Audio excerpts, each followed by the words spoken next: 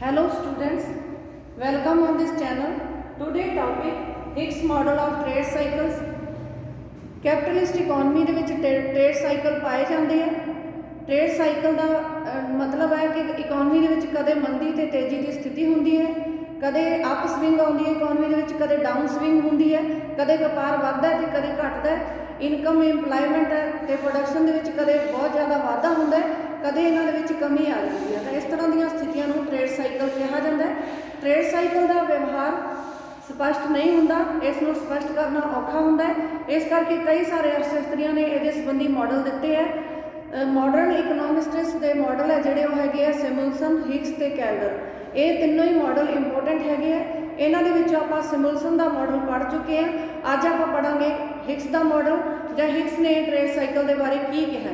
सिमुलसन का मॉडल है जोड़ा वो शॉर्ट फ्लक्चुएशन के उत्ते लागू होंदा है, पर जोड़ा हिक्स का मॉडल हैगा ਇਹਦੇ 'ਚ ਇਸਨੇ ਇਹਦਾ मॉडल है जोड़ा इकोनॉमी की ग्रोथ ते डायनामिक इक्विलिब्रियम के नाल संबंधित हैगा। हिक्स ने ये मॉडल है जोड़ा contribution to the theory of trade cycle दे विच दिता। ये उसकी एक बुक सीगी, ਇਹਦੇ 'ਚ उसने इस मॉडल बारे दस्सिया। ਇਹਨੇ दस्सिया कि मल्टीप्लायर ते एक्सीलेटर की आपसी क्रिया के नाल ट्रेड साइकिल है जोड़े वो इकोनॉमी दे विच पैदा होंदे आ। इसने ਇਹਦਾ मॉडल है जोड़ा ग्रोथ ते डायनामिक इक्विलिब्रियम के नाल संबंधित हैगा। इसके मॉडल के कुछ तत्त या इनग्रीडियंट्स है। इस तरह वाला पहला है warranted rate of growth. Warranted growth rate वो ग्रोथ रेट होंगी है जी इकोनॉमी के इक्विलिब्रियम नूं बनाई रखती है, अपने आप में बनाई रखती है। ये रियल इन्वेस्टमेंट ते रियल सेविंग एक दूजे के बराबर होंगे है। जदों इकोनॉमी के रियल सेविंग ते रियल इन्वेस्टमेंट एक दूजे के बराबर होंगे है तो कहा जाता है कि इकोनॉमी है जी वारंटेड रेट ऑफ ग्रोथ नाल ग्रो कर रही है, विकास कर रही है। दूजा ਇਹਦਾ तत्त है इंग्रीडिएंट है कंजम्पशन फंक्शन। तो इस तरह का कंजम्पशन फंक्शन है C T is a function of alpha Y T minus one. Alpha M P C है, वाई टी टाइम का कंजम्पशन पिछले टी माइनस वन टाइम की इनकम के उत्ते डिपेंड करता है। अज का कंजम्पशन पिछली इनकम के उत्ते डिपेंड करता है। इस तरह हैगा जिहड़ा कंजम्पशन तां करके इनकम तो घट रह जाता है, इनकम तो पिछे रह जाता है। अगला इसका इंग्रीडिएंट्स हैगा autonomous investment. Autonomous investment government द्वारा किया गया इन्वेस्टमेंट होंदा है। ये प्रोडक्शन के चेंजिस के उत्ते डिपेंड नहीं करता। प्रोडक्शन चाहे इकोनॉमी वध रहा है चाहे घट रहा है, ऑटोनमस इन्वेस्टमेंट इक्को लेवल नाल वधदा रहिंदा जिन्ना गौरमेंट ने सोचा हुंदा है। अगला है इंड्यूस्ड इन्वेस्टमेंट। इंड्यूस्ड इन्वेस्टमेंट है जिहड़ा इहदा संबंध एक प्रोडक्शन के चेंजिस नाल हुंदा है। जदों आमदन वध रही होंदी है, प्रोडक्शन वध रहा होंदा है, बूम की स्थिति होंदी है, तो उदों इंड्यूस्ड इन्वेस्टमेंट वध किया जाता है। जदों इनकम घटन लग जाती है तो उदों इंड्यूस्ड इन्वेस्टमेंट भी घटन लग जाता है। इंड्यूस्ड इन्वेस्टमेंट है जिहड़ा इहदा संबंध एक्सीलेटर नाल हुंदा है। एक्सीलेटर इंड्यूस्ड इन्वेस्टमेंट के उत्ते डिपेंड करता है तो मल्टीप्लायर ऑटोनमस इन्वेस्टमेंट के उत्ते डिपेंड करता है। ये इन्हां दोनों का गल की है एक्स ने कि मल्टीप्लायर ते एक्सीलेटर दोनों मिलकर व्यापार चक्रां नूं पैदा करते हैं, दोनों मिलकर अप स्विंग की स्थिति पैदा करते हैं तो दोनों मिलकर डाउन स्विंग की स्थिति भी पैदा करते हैं। इसलिए अजम्पशनस है इकोनॉमी प्रोग्रेसिव है, इकोनॉमी है प्रोग्रेसिव है। ये ऑटोनमस इन्वेस्टमेंट एक कॉन्सटेंट रेट नाल वधदा रहिंदा है ताकि इकोनॉमी के डायनामिक इक्विलिब्रियम बना रहे। दूसरा है मल्टीप्लायर ते एक्सीलेटर दी वैल्यूज है जिहड़ियां कॉन्सटेंट है, उन्होंने कोई चेंज नहीं होगा। तीसरा इकोनॉमी फुल इंप्लायमेंट लेवल तो अगे नहीं जा सकती, अगे नहीं वध सकती। इस दे विच एक बैन लग्या होया जां एक सीलिंग बना दी जाती है कि इकोनॉमी इस लेवल तो अगे नहीं जा सकती, फुल इंप्लायमेंट तो अगे इकोनॉमी नहीं जा सकती, उस तो मगरों इहनूं पुट्ठी मुड़ना पैंदा है। चौथी जंक्शन है कंजम्पशन ते इंड्यूस्ड इन्वेस्टमेंट है जिहड़े वो टाइम लाइन के नाल संबंधित है। अगली अजम्पशनस है average capital output ratio greater than 1 होंदा है। फिर है टोटल इन्वेस्टमेंट ग्रेटर दैन 0 होंदा है। ये कदे भी 0 तो घट नहीं होंदा, 0 के बराबर नहीं होंदा। ये टोटल इन्वेस्टमेंट है जिहड़ा वो 0 तो ज़्यादा होंदा ही रहता है। साइकिल है जिहड़े वो एक्सप्लोसिव होंदे है, वड्डे साइकिल होंदे है, पर सीलिंग ते फ्लोर के अंदर ही रहते हैं, सीलिंग ते फ्लोर तो बाहर नहीं आते। मंदी की स्थिति है जी एक फ्लोर निश्चित की होंगी है कि उत्थे ही रहूगी मंदी, उस तो घटूगी नहीं, उस तो इकोनॉमी नीवी नहीं आऊगी। तो एक है सीलिंग है जी वो भी यह हैगी है कि इकोनॉमी है जी इस सीलिंग ते अगे नहीं जाऊगी, इस लेवल तो ऊपर नहीं जाऊगी। ਤਾਂ ਫੁੱਲ ਇੰਪਲਾਇਮੈਂਟ ਲੈਵਲ ਨੂੰ ਇਸ ਸੀਲਿੰਗ ਦੇ ਨਾਲ ਰਿਲੇਟ ਕੀਤਾ ਜਾਂਦਾ ਹੈ ਤੇ ਫਲੋਰ ਲੈਵਲ ਹੈ ਜਿਹੜਾ ਉਹ ਲੋਅਰ ਲੈਵਲ ਆਫ ਇਕੁਇਲਿਬਰੀਅਮ ਹੁੰਦਾ ਹੈ। ਇਸ ਨੂੰ ਹੁਣ ਆਪਾਂ ਡਾਇਗਰਾਮ ਦੇ ਨਾਲ ਐਕਸਪਲੇਨ ਕਰਦੇ ਹਾਂ।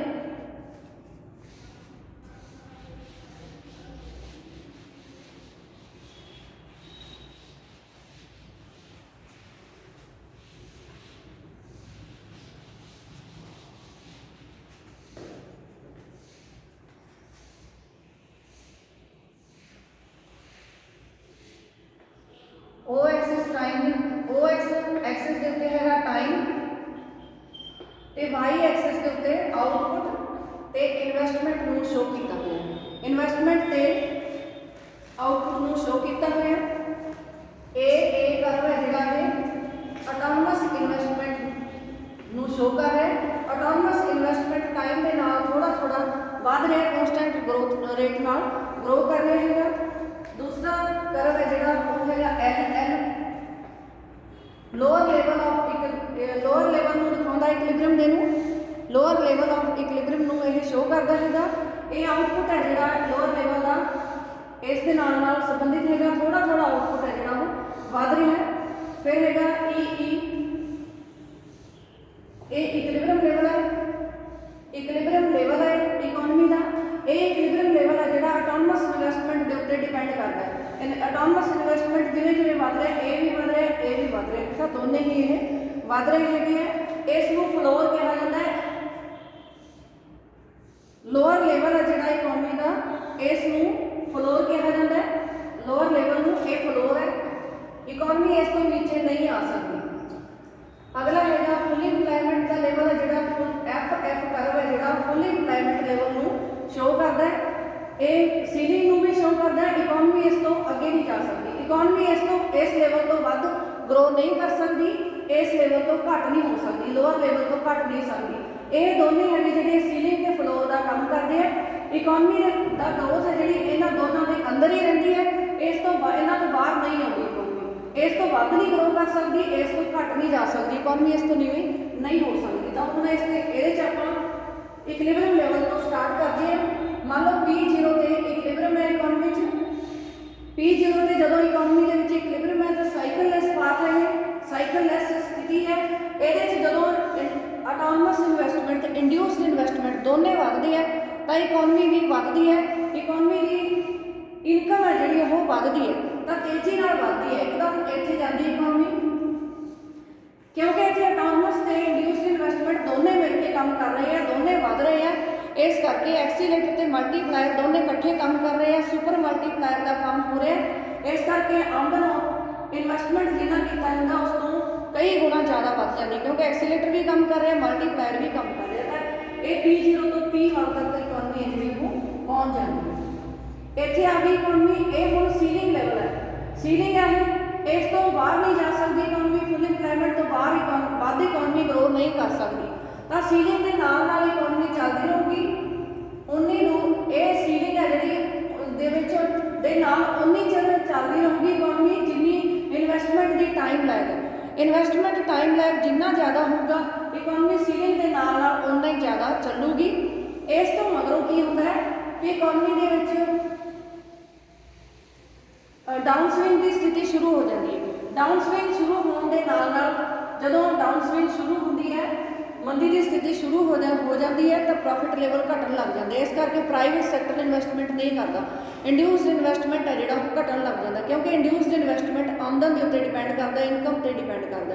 ਇਸ ਕਰਕੇ ਇੰਡਿਊਸਡ ਇਨਵੈਸਟਮੈਂਟ ਇਹਦੇ 'ਚ ਹਟ ਜਾਂਦਾ, ਨਹੀਂ ਕੰਮ ਕਰਦਾ, ਹੋ ਨਹੀਂ ਰਿਹਾ ਹੁੰਦਾ ਇਨਵੈਸਟਮੈਂਟ, ਤੇ ਇਕੱਲਾ ਆਟੋਨਮਸ ਇਨਵੈਸਟਮੈਂਟ ਰਹਿ ਜਾਂਦਾ। ਆਟੋਨਮਸ ਇਨਵੈਸਟਮੈਂਟ ਮਲਟੀਪਲਾਇਰ ਤੋਂ ਪ੍ਰਭਾਵਿਤ ਕਰਦਾ। ਤਾਂ ਮਲਟੀਪਲਾਇਰ ਪ੍ਰਭਾਵ ਹੈ ਜਿਹੜਾ ਉਹੀ ਉਹ ਆਮਦਨ ਨੂੰ ਘਟਾਉਂਦਾ ਹੈ। ਆਮਦਨ ਨੂੰ ਵਧਾਉਣ ਵੇਲੇ ਮਲਟੀਪਲਾਇਰ ਤੇ ਐਕਸੀਲੇਟਰ ਦੋਨਾਂ ਨੇ ਕੰਮ ਕੀਤਾ, ਪਰ ਆਮਦਨ ਨੂੰ ਘਟਾਉਣ ਵੇਲੇ ਇਕੱਲਾ ਮਲਟੀਪਲਾਇਰ ਹੈ ਜਿਹੜਾ ਉਹ ਪ੍ਰਭਾਵ ਪਾ ਰਿਹਾ, ਐਕਸੀਲੇਟਰ ਕੰਮ ਨਹੀਂ ਕਰ ਰਿਹਾ। ਜੇ ਦੋਨੇ ਮਿਲ ਕੇ ਕੰਮ ਕਰਦੇ ਫਿਰ ਤਾਂ ਇਕਨੋਮੀ ਇੱਕਦਮ ਨੀਚੇ ਆ ਕੇ ਇੱਥੇ ਆ ਜੂਗੀ। ਜੇ ਦੋਨੇ ਇਕੱਠੇ ਕੰਮ ਕਰਦੇ ਤਾਂ ਇਕਨੋਮੀ ਇੱਕਦਮ P1 P2 ਤੇ ਜਾ ਕੇ Q1 ਤੇ ਆ ਜੂਗੀ ਇਕਨੋਮੀ, ਜੇਕਰ ਐਕਸੀਲੇਟਰ ਤੇ ਮਲਟੀਪਲਾਇਰ ਦੋਨੇ ਕੰਮ ਕਰਦੇ ਹੋਣ। ਪਰ ਮੰਦੀ ਦੀ ਸਥਿਤੀ ਦੇ ਵਿੱਚ ਜਾਂ ਡਾਊਨ ਸਵਿੰਗ ਦੇ ਵਿੱਚ ਇੰਡਿਊਸਡ ਇਨਵੈਸਟਮੈਂਟ ਕੰਮ ਨਹੀਂ ਕਰਦਾ।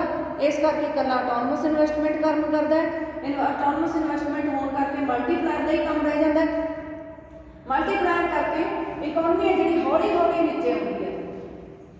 ਆਮਦਨ ਨੂੰ ਵਧਾਉਣ ਵੇਲੇ ਮਲਟੀਪਲਾਇਰ ਤੇ ਐਕਸੀਲਰੇਟਰ ਦੋਨਾਂ ਨੇ ਕੰਮ ਕੀਤਾ, ਪਰ ਘਟਾਉਣ ਵੇਲੇ ਕੱਲਾ ਮਲਟੀਪਲਾਇਰ ਕੰਮ ਕਰ ਰਿਹਾ, ਐਕਸੀਲਰੇਟਰ ਨਹੀਂ ਕੰਮ ਕਰ ਰਿਹਾ, ਤਾਂ ਇਕਨੋਮੀ ਹੌਲੀ ਹੌਲੀ ਨੀਚੇ ਆਉਂਦੀ।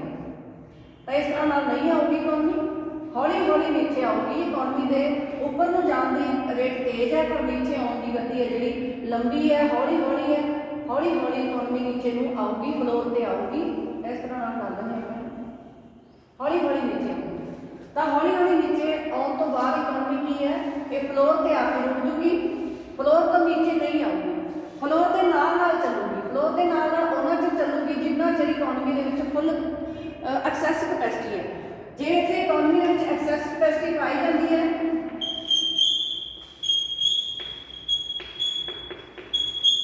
ਐਕਸੈਸ ਕਪੈਸਿਟੀ ਨਹੀਂ ਪਾਈ ਜਾਊਗੀ, ਉਹਨਾਂ ਚਿਰ ਇਕਨੋਮੀ ਇਹਦੇ ਨਾਲ ਫਲੋਰ ਦੇ ਨਾਲ ਨਾਲ ਚੱਲੂਗੀ।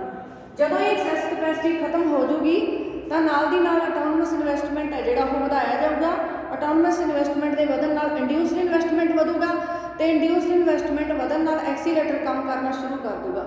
ਹੁਣ ਦੁਬਾਰਾ ਤੋਂ ਫਿਰ ਐਕਸੀਲੇਟਰ ਤੇ ਮਲਟੀਪਲਾਇਰ ਦੋਨੇ ਇਕਨੋਮੀ ਨੂੰ ਉੱਪਰ ਨੂੰ ਲੈ ਜਾਣਗੇ ਤੇ ਇਕਨੋਮੀ ਹੈ ਜਿਹੜੀ ਉੱਪਰ ਨੂੰ ਚਲੀ ਜਾਊਗੀ। ਤਾਂ ਇਸ ਤਰ੍ਹਾਂ ਨਾਲ ਹਿਗਸ ਨੇ ਦੱਸਿਆ ਕਿ ਇਕਨੋਮੀ ਦੇ ਵਿੱਚ ਜਿਹੜੇ ਸਾਈਕਲ ਹੁੰਦੇ ਆ ਉਹ ਐਕਸਪਲੋਸਿਵ ਹੁੰਦੇ ਆ, ਵੱਡੇ ਹੁੰਦੇ ਆ, ਤੇ ਇਹ ਵੱਡੇ ਤਾਂ ਹੁੰਦੇ ਆ ਕਿਉਂਕਿ ਐਕਸੀਲੇਟਰ ਤੇ ਮਲਟੀਪਲਾਇਰ ਦੋਨੇ ਇਕੱਠੇ ਮਿਲ ਕੇ ਕੰਮ ਕਰਦੇ ਆ। ਇੰਡਿਊਸਡ ਇਨਵੈਸਟਮੈਂਟ ਤੇ ਆਟੋਨਮਸ ਇਨਵੈਸਟਮੈਂਟ ਦੋਨੇ ਤਰ੍ਹਾਂ ਦਾ ਇਨਵੈਸਟਮੈਂਟ ਇਕਨੋਮੀ 'ਚ ਹੁੰਦਾ ਹੈ, ਤੇ ਦੋਨੇ ਹੀ ਮਲਟੀਪਲਾਇਰ ਤੇ ਐਕਸੀਲੇਟਰ ਮਿਲ ਕੇ ਕੰਮ ਕਰਦੇ ਆ। ਐਕਸੀਲੇਟਰ ਤੇ ਮਲਟੀਪਲਾਇਰ ਦੀ ਆਪਸੀ ਕਿਰਿਆ ਕਰਕੇ ਇਕਨੋਮੀ ਦੀ ਗਰੋਥ ਹੈ ਜਿਹੜੀ ਉਹ ਜ਼ਿਆਦਾ ਹੁੰਦੀ ਹੈ। ਇਕਨੋਮੀ ਦੇ ਵਿੱਚ ਸਾਈਕਲ ਹੈ ਜਿਹੜੇ ਉਹ ਵੀ ਵੱਡੇ ਹੁੰਦੇ ਆ। ਤਾਂ ਇਹ ਸੀਗਾ ਹਿਗਸ ਦਾ ਮਾਡਲ। Thank you students.